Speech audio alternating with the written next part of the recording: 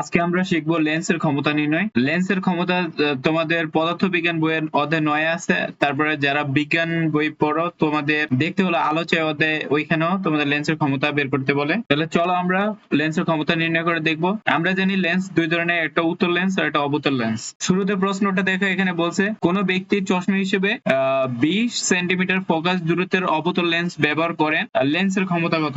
শুরুতে আমরা লেন্সের ক্ষমতার সূত্রটা দেখে আমরা জানি যে লেন্সের ক্ষমতা পি দ্বারা প্রকাশ করা হয় আর ফোকাস দূরত্ব এফ, তাহলে পি সমান 1 ডিভাইডেড এফ, এটা হচ্ছে লেন্সের ক্ষমতার সূত্র। তাহলে শুরুতে আমাদের প্রশ্নে যে তথ্যগুলো দেওয়া আছে এটা তোমার হাতের ডান পাশে এখানে লিখে তারপর লিখবা। আমাদের কি দেওয়া ছিল? অবতল লেন্সের ফোকাস দূরত্ব 20 সেন্টিমিটার। তাহলে অবতল লেন্সের ফোকাস দূরত্ব আমরা জানি ফোকাস দূরত্ব এফ দ্বারা প্রকাশ করা হয়।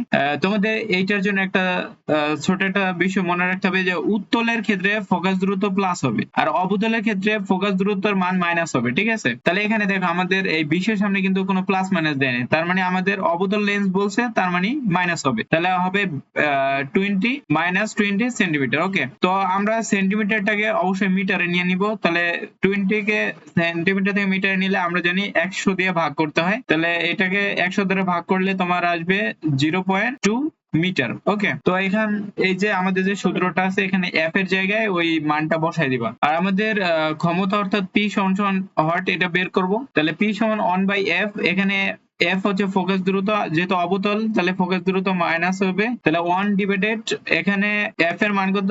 -0.2 মিটার। তাহলে এখানে -0.2।